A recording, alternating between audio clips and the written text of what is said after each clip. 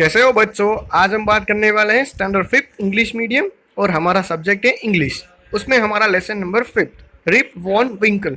इससे पहले हमने पोएम 5 पढ़ी हुई थी द लेजी फॉक के बारे में। ठीक है, चलो देखते हैं रिप वॉन विंकल में क्या है। This story is about Rip Van Winkle is a good-natured but lazy man who goes away into the hill and fall asleep. When he woke 20 years later, Rip finds that quite a few things have changed. ठीक है, चलो देखते हैं। पहला hard word है हमारा awakes. ठीक है, अवेक्स ने तो उसका मतलब आएगा गेट्स अप। ठीक है, उठता है वो। चलो देखते हैं उसका मीनिंग क्या होता है। पूरे पैराग्राफ में क्या कहते हैं। यह कहानी रिप वॉन विंकल की, जो एक अच्छा स्वभाव वाला परंतु आलसी आदमी है। ठीक है, उसी के बारे में ये पूरी कहानी है। वह पहाड़ों में चला जाता है और गहरी नींद में सो जाता है।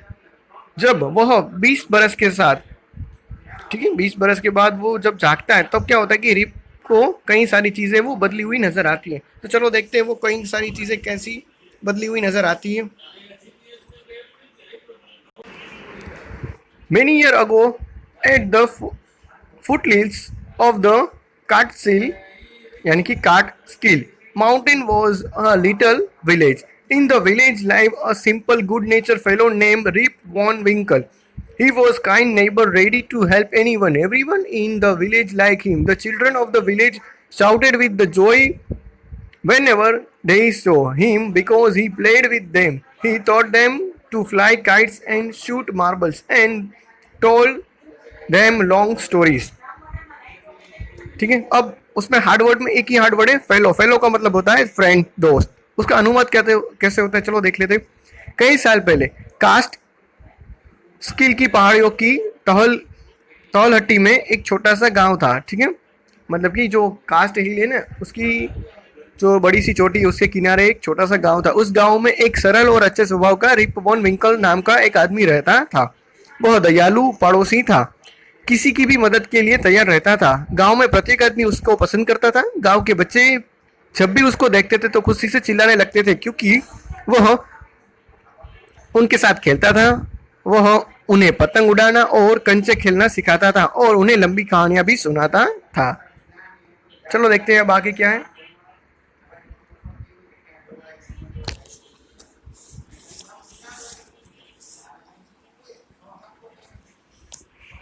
The only problems with Reep was he was very lazy. He did not work on his own farm and just idle away his time. His fence were falling to pieces. His cow was going astray. Weeds grew on his farm. Reep, constant companion was his dog named Wolf. To avoid work, he would walk away into the forest with his dog. One day, Reep just walked on and reached the high part of the mountain. It was late in the afternoon when he reached there. Tired after his long climb, he lay down and began daydream. It was soon evening and he realized it would be night by the time he reached his village. तो चलो देखते हैं कि इसमें Harvard कितने हैं। तो पहला हमारा हार्डवर्ड है फार्म। फार्म का मतलब होता है land use for growing crops, मतलब कि खेत। फिर है आइडल। आइडल अवे मतलब कि वेस्टेड, बर्बाद करते देता है। ठीक है, बर्बाद कर देता है अपना टाइम, वही। फिर है गोइंग एस्ट्रे। ठीक है, going away from the right path. ठीक है, आवारा हो जाना। फिर है कॉन्स्टेंट का मतलब होता है परमानेंट, स्थायी। फिर है डे ड्रीम। ड्रीम ड्रीम का मतलब कि दिन का सपना। तो चलो देखते हैं कि मीनिंग क्या होता है पूरे पैराग्राफ में। रिप के साथ एक समस्या थी कि वह बहुत ही आलसी था। वह अपने खेत में कोई भी काम नहीं करता था, बस समय बर्बाद करता था। उसकी बाढ़ के जो खेत की चारों ओर बाढ़ लगाई गई होती है ना, उसके भी टुकड़े टुकड़े हो गए थे। उसकी खेत में खर पथरावा उग गया था। ठीक है, उसके खेत में जो भी ग्रास होता है ना, फालतू का ग्रास, वो भी उग गया था। रिप का स्थायी साथी था उसका कुत्ता, जिसका नाम था वुल्फ। ठीक है, रिप का जो साथी था, ठीक है, जो डॉग था, उसका नाम उसने रखा था वुल्फ। काम से बचने के लिए वो कुत्ते के साथ जंगल में चला जाता था। ठीक है, काम नहीं करता था और कुत्ते के साथ घूमता रहता था। एक दिन रिप बस चलता गया और पहाड़ों से सबसे ऊंचे भाग में पहुंच गया। जब वो वहां पे पहुंचा तो अपराहन हो चुका था, ठीक है, मतलब कि वो थक चुका था। लंबी चढ़ाई के बाद वो थक गया और सो गया। सोते ही उसको सपने आने लगे। शीघ्र ही शाम हो गई और लगा कि जब तक वो गांव पहुंचेगा तब तक तो वो रात हो जाएगी, ठीक है। तो चलो देखते हैं आगे। ये है हमारा रिप एंड विंकल, उसके साथ बच्चे खेल रहे हैं, और ये हमारा है उसका डॉग जिसका नाम है वुल्फ। ठीक है, चलो देखते हैं क्या होता है उसमें आगे। Suddenly he heard a voice calling out, Rip Van Winkle, Rip Van Winkle. He looked around and saw a short old man with thick hair and a greasy beard walking toward him with a barrel. He made a sign to help him carry the barrel. Rip hurried to help the stranger who catch his hand tightly. Together they reached a place where there were some more odd looking men playing nine pines. They were all dressed the same way and all of them had beard of the various shapes and colors. Even though they were playing a game, their faces were serious and there was silence. The only sound was the noise of the balls which announced in the mountain like thunder. ठीक है, चलो उसकी पहला Harvard देख लेते हैं। जैसे कि हम बात करें हार्डवर्ड की, तो पहला हुआ है हमारा ग्रीजलेड बियर, ठीक है, तो उसका मतलब आता है ग्रेई बियर्ड, ठीक है, सफेद और काले बाल का मिश्रण। फिर है बैरल, बैरल का मतलब होता है वुडन कंटेनर, ठीक है, जिसको हम पीपा कहते हैं, ठीक है। फिर है स्ट्रेंजर, स्ट्रेंजर का मतलब होता है अननो, अनजान पर्सन। फिर है ओड, ओड का मतलब होता है स्ट्रेंज, विचित्र। नाइन पाइन, नाइन पाइन का मतलब होता है गेम प्लेड विथ 9%, ठीक है, 9 व्यक्तियों के साथ खेलने जाने वाला गेम, ठीक है। फिर है थंडर, थंडर का मतलब होता है बिजली कड़कती। अब देखते हैं उसका ट्रांसलेशन क्या होता है।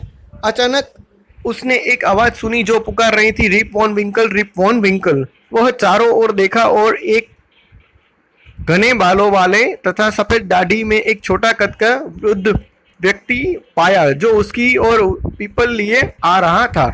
उसने पीपा उठाने में मदद करने का इशारा किया।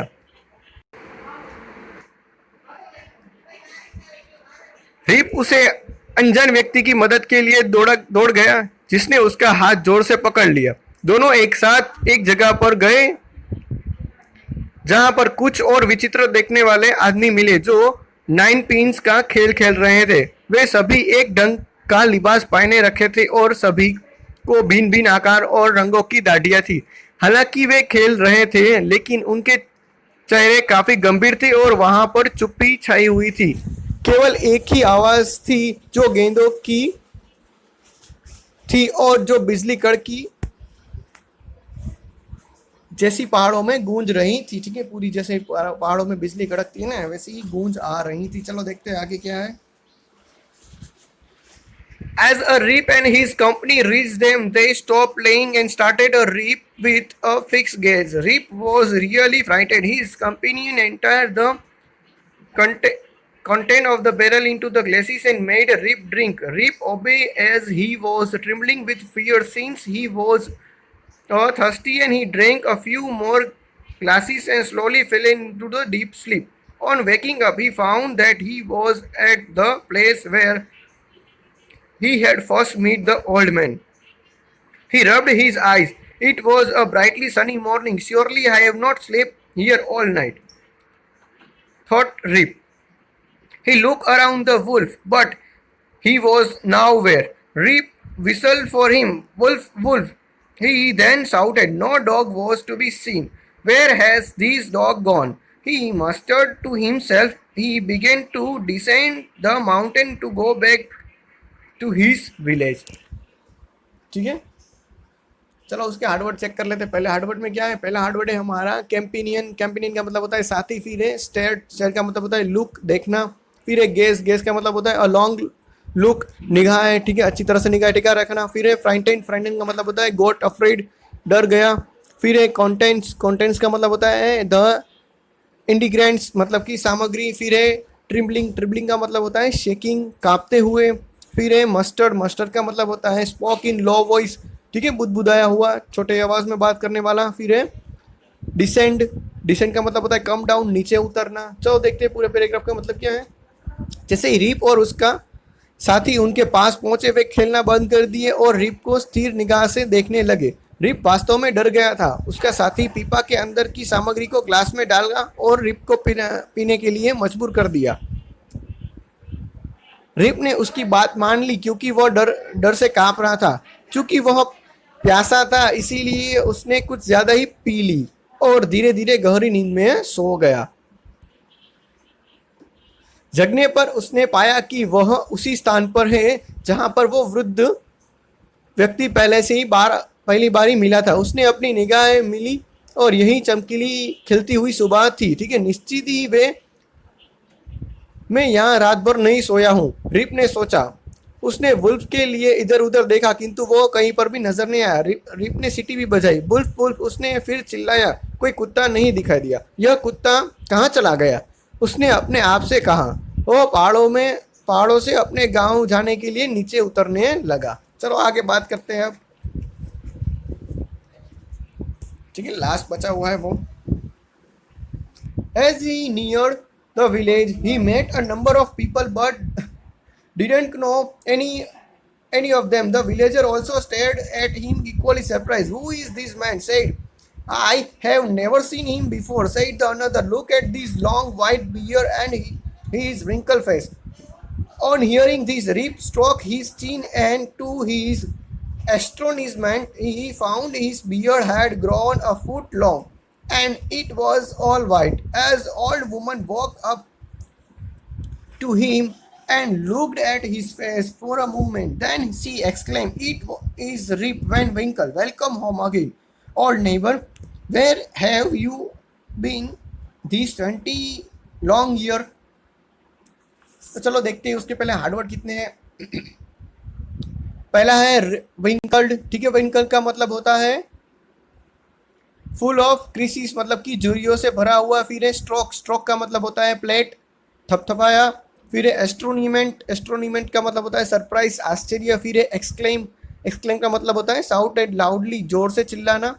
अब पूरे पैराग्राफ का हम ट्रांसलेशन देखते हैं कि जब वह गांव से नजीक आया तो कई लोगों से वो मिला, लेकिन उनमें से किसी को भी वो नहीं जानता था। गांव वाले भी उसे उतने ही आश्चर्य से देखे जा रहे थे। यह कौन आदमी है? एक ने कहा, मैंने तो इसे कभी नहीं देखा। दूसरे ने कहा, इसकी लंबी सफेद दाढ़ी को और झुर्रियों से भरा इसका चेहरा देखो। ऐसा सुनते ही रिप ने अपनी दाढ़ी को छुआ और तब उसके आश्चर्य की सीमा ही नहीं रही जब उसने अपनी दाढ़ी के 1 फुट लंबी दाढ़ी बढ़ती हुई पाई। एक बूढ़ी महिला उसके पास आई और एक क्षण के लिए उसके चेहरे पर नजर डाली। फिर वह चिल्ला उठी, यह तो रिप वैन विंकल है। ठीक है, घर में फिर से तुम्हारा स्वागत है पुराना पड़ोसी। इन 20 वर्षों में तुम कहाँ थे? ठीक है, और यहाँ पे पूरा जो यूनिट है वो कंप्लीट हो जाता है। ठीक है, चलो हम आगे बात करते हैं। तो फन विथ न्यू वर्ड में, ठीक है, हमें न्यू वर्ड है उसमें फन करना है कि सेम वर्ड है उसको हमें फाइंड करना है। ठीक है, जिसका मीनिंग हमें पास में दिया गया होगा। जैसे कि आइडल है तो आइडल का हमारा होगा वेस्टेड। ठीक है, फिर कांस्टेंट का आएगा स्टेडी, उसके बाद आएगा पार्टनर, उसके बाद आएगा टू अंडरस्टैंड, उसके बाद आएगा टू मूव डाउन, और उसके बाद आएगा अ वुडन कंटेनर, और आएगा द इंग्रेडिएंट्स। ठीक है, उसके बाद करें तो हमें वन वर्ड लिखना है। तो पहले में आएगा फुट हिल्स, दूसरे में आएगा ग्रिजल्ड, तीसरे में आएगा फेमिलियर, और फोर्थ में आएगा स्ट्रॉक्ड और एस्ट्रोनिस्ट। ठीक है, अब बात करते हैं लेट्स रीड में। लेट्स रीड में हमें क्या करना है, सेंटेंस है वो ट्रू है या फॉल्स है। ठीक है, तो आप ये पढ़ के भी आराम से कर सकते हो क्योंकि आपने पूरी अच्छी तरह से स्टोरी सुनी हुई है। तो नंबर 1 में आएगा ट्रू, नंबर 2 में फॉल्स, नंबर 3 है, ठीक है, उसमें भी आएगा फॉल्स, नंबर 4 में भी फॉल्स, नंबर 5 में आएगा ट्रू, नंबर 6 में भी आएगा ट्रू, और नंबर 7 में आएगा फॉल्स। ठीक है, अब बात करते हैं कंप्लीट द फॉलोइंग सेंटेंस। ये सेंटेंस है उसको हमें कंप्लीट करना है। जैसे कि Rip's village was situated at the foothills of the Catskill mountain. ठीक है, फिर है जैसे कि वहां पे लिखा है love him because he play with them and told them story. उसके बाद आएगा नंबर 3 में आएगा wolf the dog was his, ठीक है, इतना ही लिखना है। नंबर 4 में आएगा because they could not reorganise him. Number 5 में आएगा ही इज नेबर, ठीक है, ही इज नेबर। सिर्फ इतना ही हमें आंसर लिखना है, ठीक है। अब बात करते हैं लेट्स राइट में। लेट्स राइट में हमें क्या करना है, 4 समूह है, ठीक है, उसमें काम करना है। जैसे कि पहला समूह है, ठीक है, पहला हमारा क्वेश्चन है, उसमें हमें आंसर कुछ इस तरह से लिखना है कि what were the stranger thing about the man on the mountain, ठीक है, जो स्ट्रेंजर थे माउंटेन के ऊपर वो क्या सोच रहे थे। तो आंसर इस तरह से हम लिखेंगे 4 पॉइंट।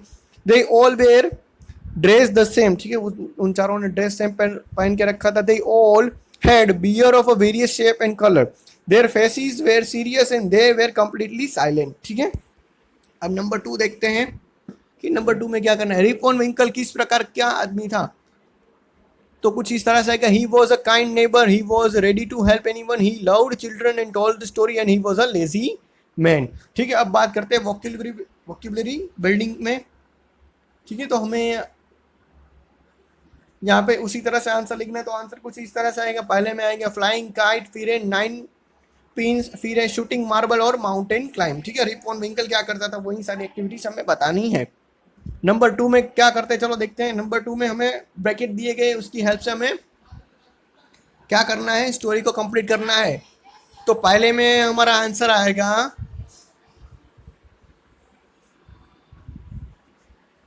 पार्ट टाइम, फिर दूसरे में आएगा ऑड लुकिंग, फिर तीसरे में आएगा हाई हील्ड, फिर फोर्थ में आएगा वेल ड्रेस, फिर फिफ्थ में आएगा लॉन्ग स्लीव्ड, फिर सिक्स में आएगा ओपन माउथ और उसके बाद नेक्स्ट में आएगा स्वीट लुकिंग, ठीक है। अब बात करते हैं साइलेंट लेटर में, तो कौन सा लेटर साइलेंट है, ठीक है। तो चलो बात करते हैं। जैसे कि पहला तो आप तो ये सब कुछ पहला तो कर ही सकते हो ना 1 2 3 में, ठीक है। जैसे कि 1 2 3 में वो साइलेंट है, फिर दूसरा है उसमें GH साइलेंट है, जैसे कि हम नेबर बोलते हैं, ठीक है, नहीं घर बर नहीं बोलते हैं। फिर डॉटर बोलते हैं तो उसमें भी GH साइलेंट है, फाइट में भी GH साइलेंट है, ठीक है। दूसरे में GH साइलेंट है, तीसरे में H साइलेंट है, जैसे कि ऑनेस्ट बोलते, ऑनर बोलते, ओवर बोलते और एयर बोलते हैं, ठीक है। अब बात करते हैं नीचे में try and make them silent. तो हम क्या करेंगे, फिर हम पास में दूसरा वर्ड लिखेंगे रो, ठीक है, GRAW, और उसके बाद आएगा रू, GRU, उसके बाद टंग और फेटिगल, उसके बाद लिखेंगे चौक टॉक फॉक, और उसके बाद लिखेंगे नेस्ट ब्लस्ट, ओके। नंबर 4 देखते हैं। नंबर 4 में नीचे के 2 अनुच्छेदों को आपको पढ़ना है, ठीक है, और आपको विपरीत शब्द है वो खोजना भी है। जैसे कि अवेक है, अवेक का मतलब होता है उठना, तो स्लीप का मतलब होता है सोना। अवे वेकअप, उसके बाद है वेकअप, तो वेकअप का मतलब होता है गो टू स्लीप, हमें अपोजिट वर्ड लिखना है। फिर है गेटअप, तो गेटअप है, उसका अपोजिट वर्ड होगा फॉल अ स्लीप। उसके बाद है लेजी, लेजी का मतलब होता है आलसी, तो उसका अपोजिट वर्ड होगा क्विकली, ठीक है। चलो देखते हैं अब आगे।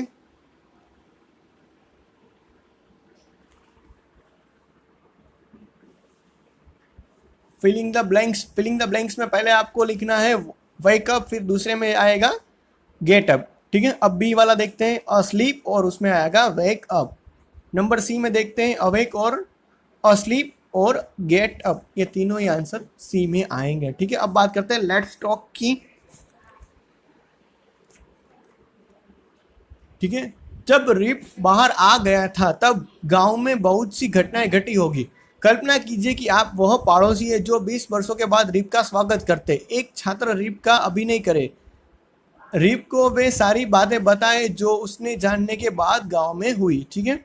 तो आप उसका आंसर किस तरह से लिखते हो वही आपको खुद से करना है। इसका मतलब कि ये क्वेश्चन है, आप रफ बुक में ट्राई कर सकते हो, फिर मैं जब आपको आंसर भेजूंगा तब आप अपनी बुक से कॉपी से चेक कर लेना, ठीक है। अब नंबर 2 देख लेते हैं, ठीक है। तो आपको यहाँ क्या करना है कि आपको पूरा क्वेश्चन पढ़ के यहाँ पे रेंडमली नंबर देना है, ठीक है, कि किसने क्या बात की है। तो जो अर्जुन है, ठीक है, वो पहले नंबर पे आएगा, फिर नजीम है वो दूसरे नंबर पे आएगा, फिर जो मिनी है वो तीसरे नंबर पे आएगी, फिर अनु है वो चौथे नंबर पे, और जो जॉन है वो 5 नंबर में आएगा। ठीक है, आगे बात करते हैं क्रिएटिव राइटिंग की। ठीक है, क्रिएटिव राइटिंग में क्या करना है आपको, ब्रैकेट की मदद की हेल्प से वहीं आपको सेंटेंस बनाना है। जैसे कि पहला दिया गया है I always do my work, ठीक है, ऑलवेज का यूज़ किया गया है, तो दूसरा हम इस तरह से बनाएंगे I frequently visit my native place. उसके बाद हम यूज़ कर सकते हैं I usually go to the market with the my father, I often go to the temple, I sometime write to my grandparents, और I rarely go to see movie in cinema hall. ठीक है, इस तरह से हम कर सकते हैं। आगे बात करते हैं नंबर 2 में, निम्नलिखित संकोच का प्रयोग करने पर निम्न अभ्यास को पूरा कीजिए। ठीक है, हमें निम्न अभ्यास है वो पूरा करना है। पिछले 3 सालों में किए गए 3 नई चीज़ों के बारे में लिखिए। ठीक है, आपने जो भी 3 नई चीज़ें की है वो उसके बारे में लिखना है। तो मैंने कुछ इस तरह से आंसर लिखे हैं जो आपके लिए एकदम सुटेबल है। चलो देख लेते हैं कि आई have started studying at night. ठीक है, मैं रात को भी पढ़ता हूँ। Number 2, I have started helping my mother in her house work. ठीक है, मैं अपनी मम्मी की भी हेल्प करता हूँ। Number C, I have started my tuition class. ठीक है, मैं अपना ट्यूशन क्लास भी शुरू कर दे रहा हूँ। ठीक है, मतलब कि जा रहा हूँ रेगुलरली। अब उसमें दूसरा क्वेश्चन की बात करते हैं, पिछले 3 सालों में 3 नई की जाने वाली चीज़ों को लिखिए। ठीक है, आपने जो भी चीज़ नहीं की है उसके बारे में लिखना है। जैसे कि I have not played kabaddi. ठीक है, मैंने 3 सालों में कबड्डी भी नहीं खेला है।